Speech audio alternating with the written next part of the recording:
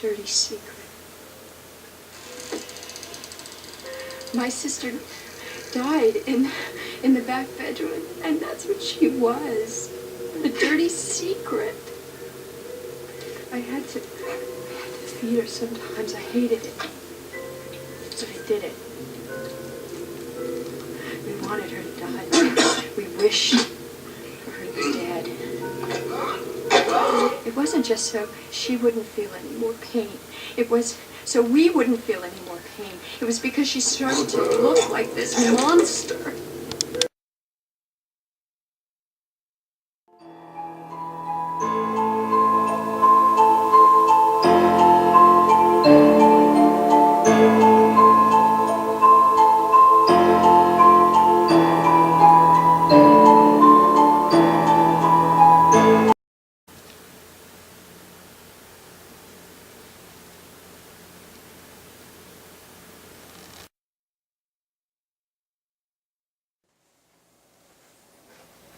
Hi, I'm D.S. Yoxheimer, and this is another edition of The Spectre.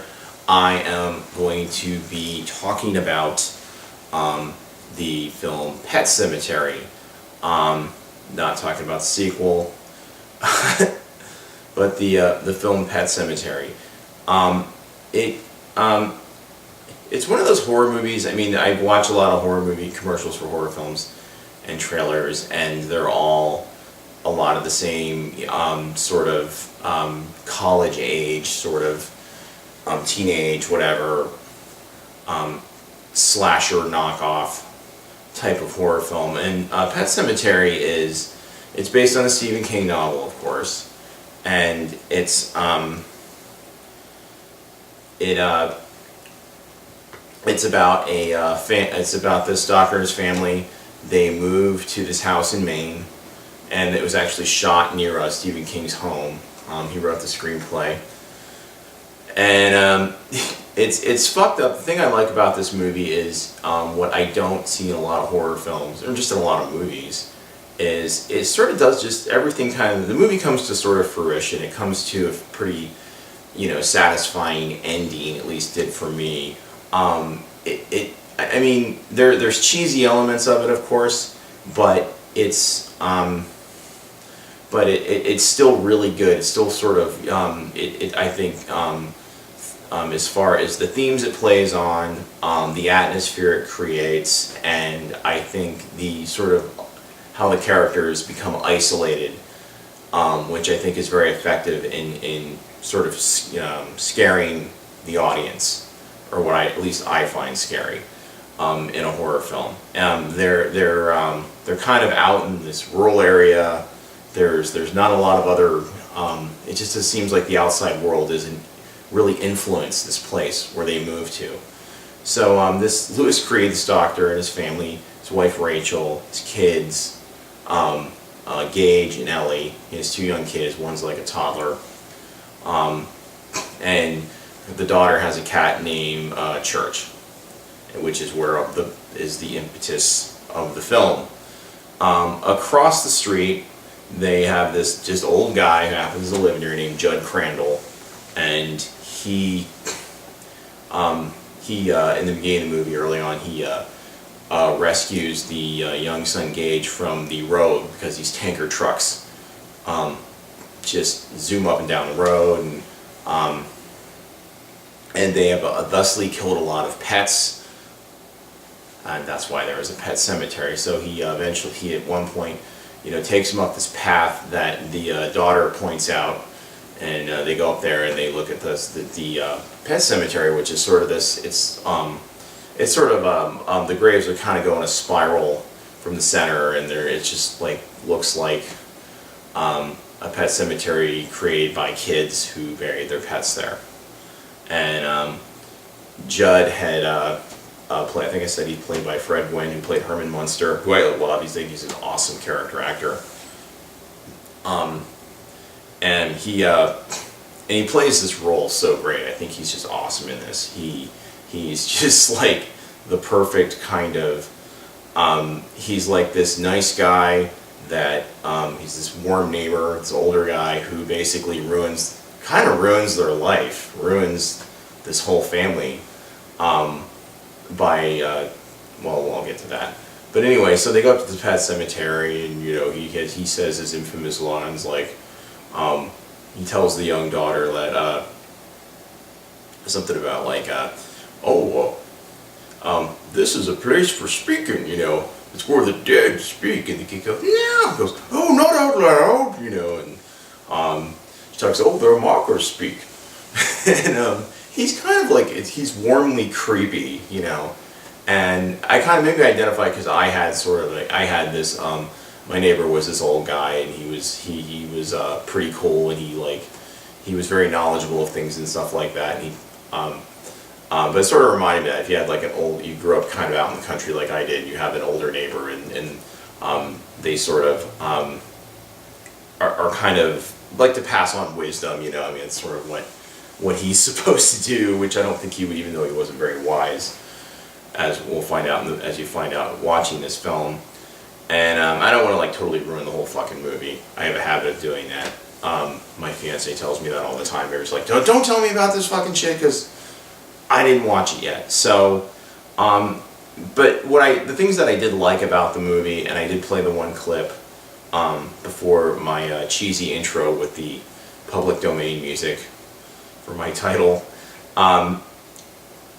It's Rachel's sister Zelda, who had like, I think, some kind of spinal meningitis, or just really this horrific degenerative disease, and she was left to care for her on her own, and she was telling her husband Lewis about this, and the guilt she had of being happy that she had died, and the relief. So and that was the scariest part of the movie when I saw it back then, and this is like 1989 when this movie's released, and I'm like 14, 15 years old when I saw this movie, so it's like it still horrified me. And back then, things were different. What was considered really gory back then or disturbing is not so much now. But in the movie, it does sort of you just see this family's life deteriorate. Just as they move to this place, it's very nice. It's out in the country. It's like it's going to be really pleasant.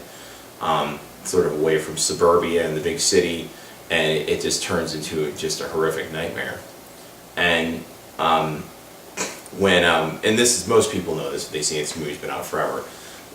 When Ellie's cat gets killed, Church, and it's when the family's away, his wife's away, and the kids are away. Judd decides to take Lewis up to the Pet Sematary, not the Pet Sematary, but the Indian burial ground that's just beyond it. They just climb over this brush and up these rocks, and this man just goes to this,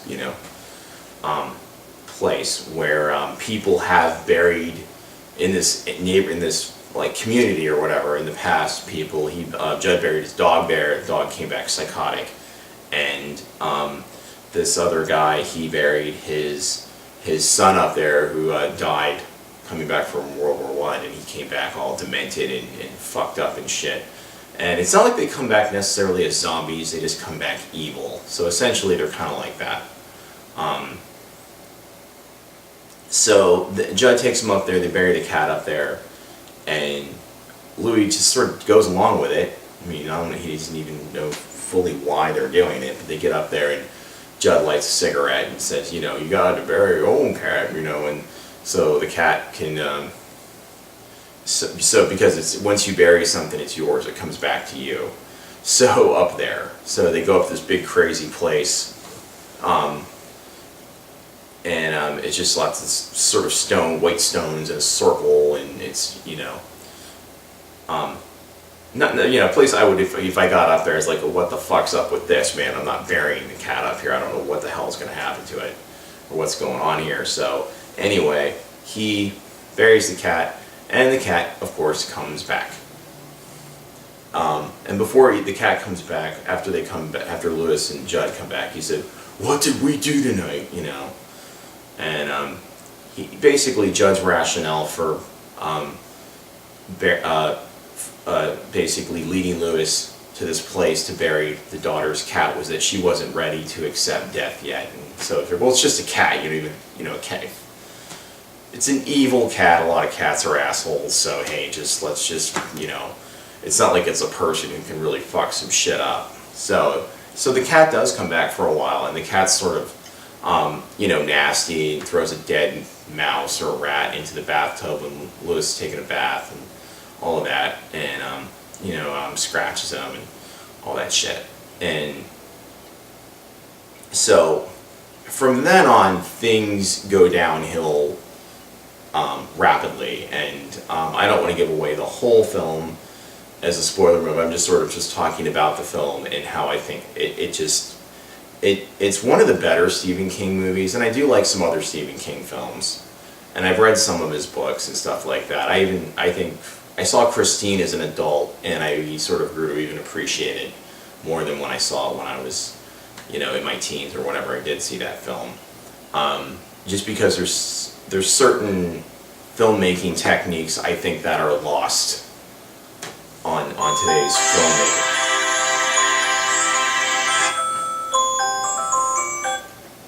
So, and an alarm went off. That fucked shit up.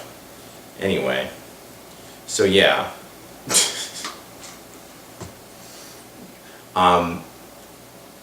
So anyway, cell phone alarm. It's, yeah, alerting me that I should wrap this video up. So anyway, but yeah, I think they're kind of lost on today's filmmakers, quite frankly, especially horror films, because it's just, this kind of movie doesn't sell, and I'm sure they would redo it.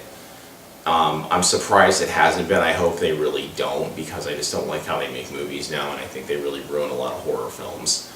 And it would be a shame to ruin this movie, because there's, and most of the other actors aren't very well known. I would say like Fred Gwynne is the best known actor in this. Denise Crosby's in it and plays the wife. She was played Tasha Yar on Star Trek: The Next Generation. I think that's her best known credit. And Dale Midkiff plays the husband, Lewis, and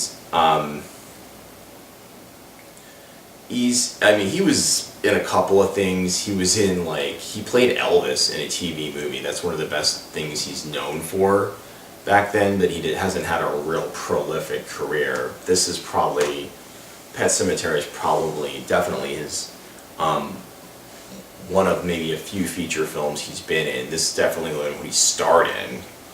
And I think Stephen King didn't want really well-known actors overpowering the movie. So, or, you know what I mean, I guess. I don't know what I'm fucking talking about. That's just my assumption. But I mean, maybe a lot of big actors didn't want to usually do a horror film at this time because they were not really in vogue. You know, the slasher films they'd started to really die in popularity towards like the mid to late 80s, I think, because there had been so many Friday the 13th movies and Halloween movies and other horror movies that they just franchises that saturated the market, and people just weren't up to see. And even though this movie is not like a Friday the 13th or a Halloween movie or Texas Chainsaw Massacre film, the gore in it is only in a few points in the film.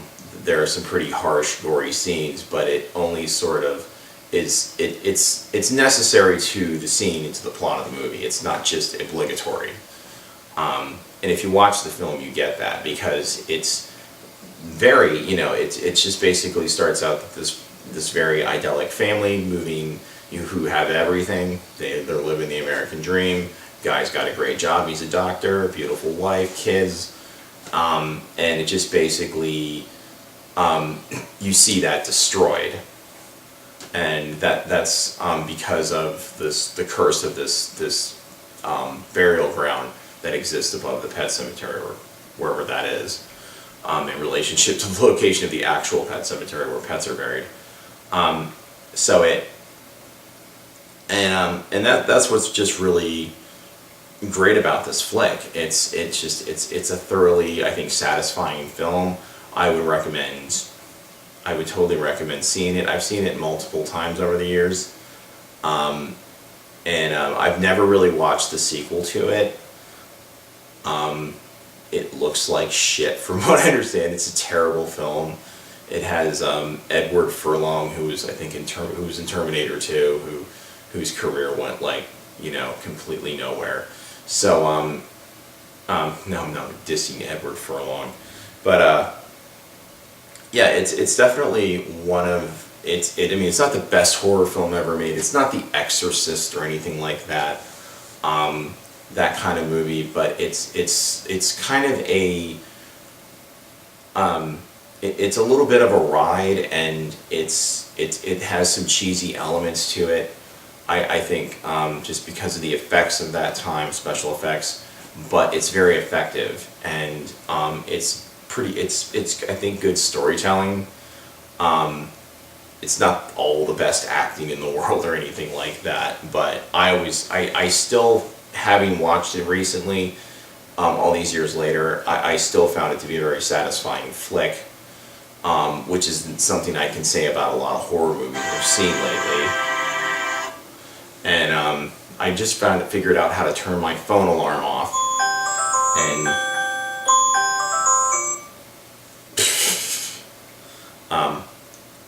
anyway, so without that fucking up my film, see, it's another premise for a Stephen King movie is how cell phones are fucking ruining our life.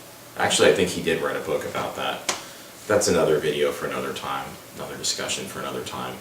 But anyway, yeah, I would recommend this flick. I think Pet Sematary is a cool movie.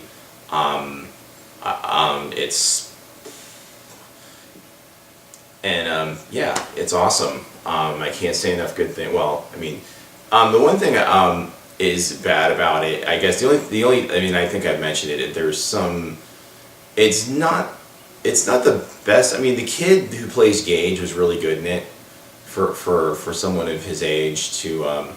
And you just have to see it. The daughter is annoying. All she does is cry and shriek, and it's not her fault as an actress. She's just like, Daddy! She's always screaming on the phone. It's really annoying, and she's just yelling at her dad on the phone about stuff, and like, and just she's the one basically in the film. She has dreams about shit that's gonna happen or that has happened that she doesn't know about directly. And it's just, I think, part of the overall curse of the Pet Sematary, or well, the cemetery that's near there, but or whatever's up with this community. Period. It's just basically it's an ancient Indian burial ground that is sort of cursed this area because people have been using it to bury. Well, some people have been using it to bury humans and pets over time, and its resurrection powers sort of backfire and turn people and pets, of course, bad, evil. And but yeah, the daughter predicts things and stuff like that, or is basically kind of has a clairvoyance in her dreams, but she's just sort of yelling, and kid actors,